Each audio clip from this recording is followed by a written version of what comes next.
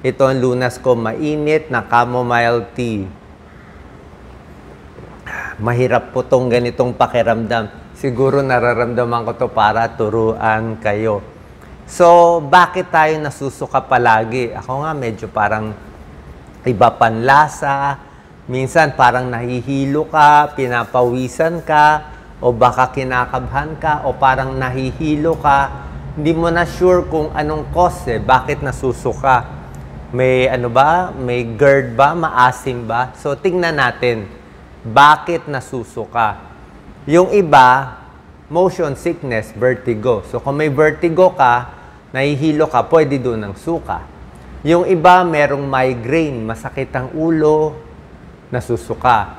Yung iba, intense pain, may sobrang sakit sa katawan, nasusuka.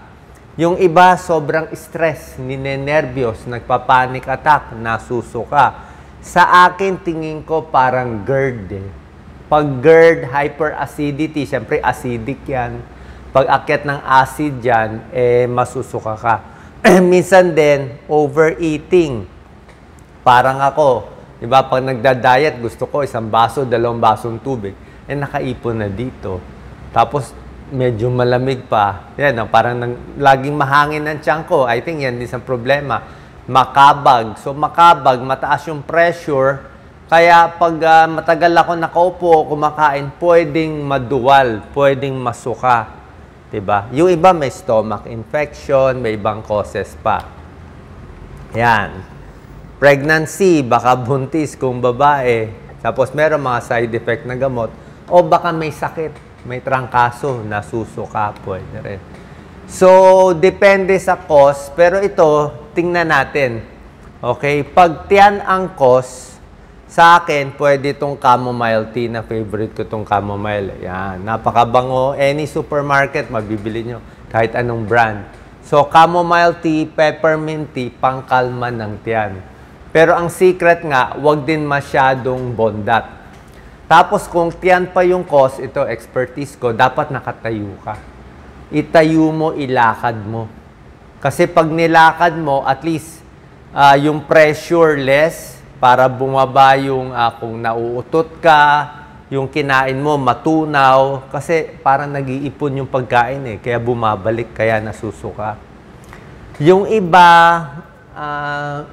tumitikim ng matamis. Pwede rin siguro, matamis.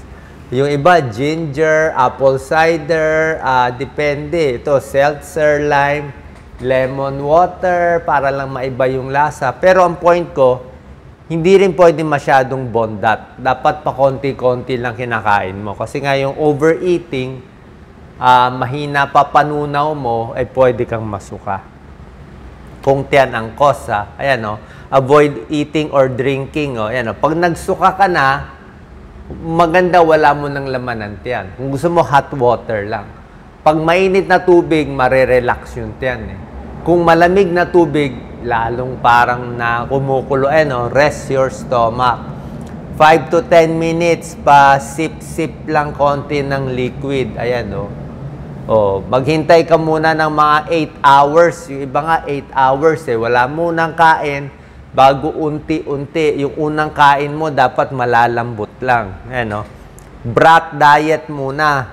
Banana, toast bread, at konting jam. Yung matamis, konti. Pwede naman Jam, toast bread. Walang mamantika muna.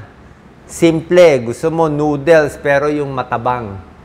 Wag yung spicy muna. Wag yung mga spicy. Kasi nga, nasusuka ka na Nasusuka ka na Hindi pwede higa agad kung tiyan. Ito, pag may sakit, nasusuka din tayo.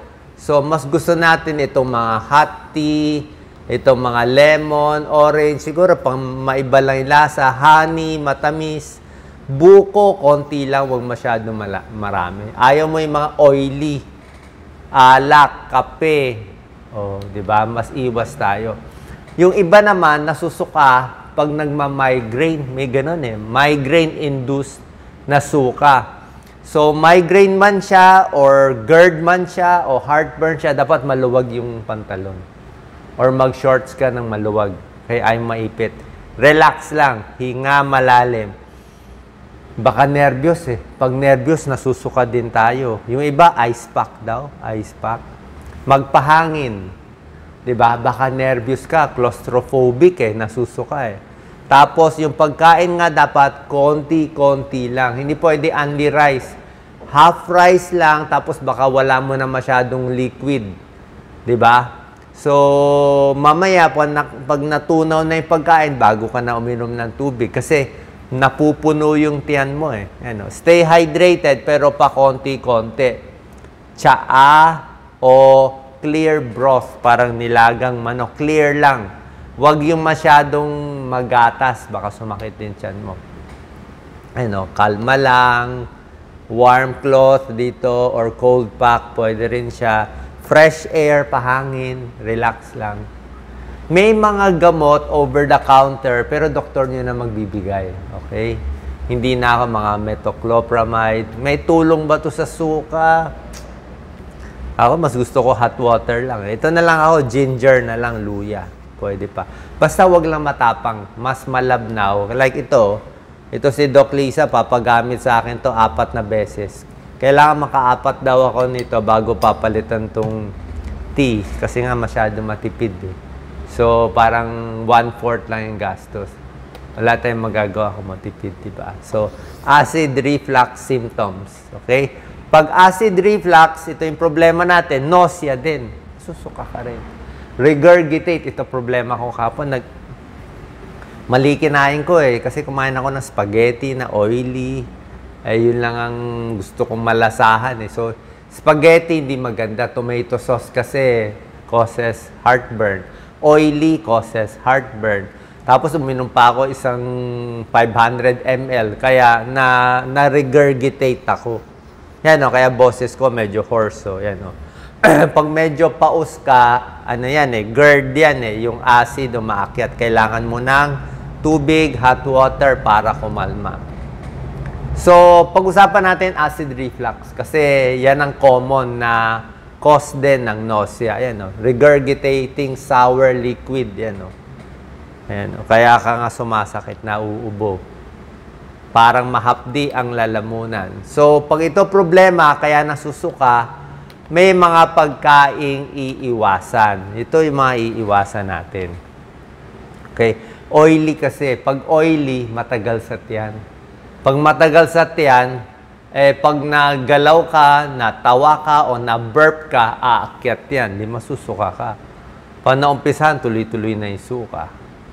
Mas matagal sa tiyan pag oily food. Ito, tomato. Healthy siya, kaya lang medyo acidic siya eh. Ano, kamatis. Pizza, chili, yung mga hot sauce. Chocolate, favorite ko, pero parang hindi rin maganda sa GERD. Subukan nyo. Masarap ang chocolate, kaya lang nare-relax niya yung lower esophageal sphincter eh. Nung isang araw, nag-chocolate ako, nag-GERD, kahit dark chocolate. Kaya pa konti-konti lang, damihan mo na lang chamomile tea.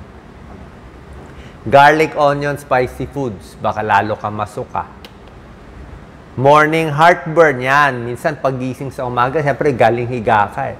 So, akyat yung acid. Kaya nga, elevate ulo, iwas sa alcohol, coffee, and spicy food. Huwag din magpapataba.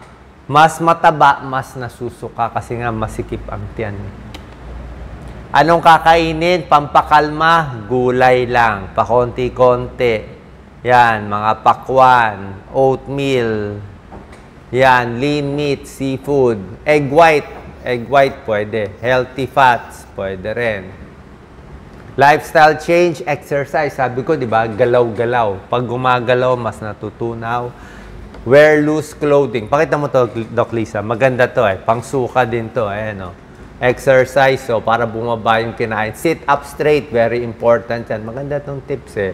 Wear loose clothing. Yan, oh. Iwas sa mga nakaka-trigger.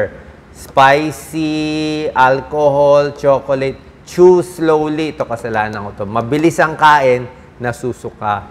Pa-konti-konti, small meal. Hindi mga only rice. Ayan, oh. Minimize caffeine. Nakataas ang ulo. Pero mainly, yan, intay ka 3 hours bago humiga. Dapat nga 3 to 4 hours at medyo nakataas yung ulo.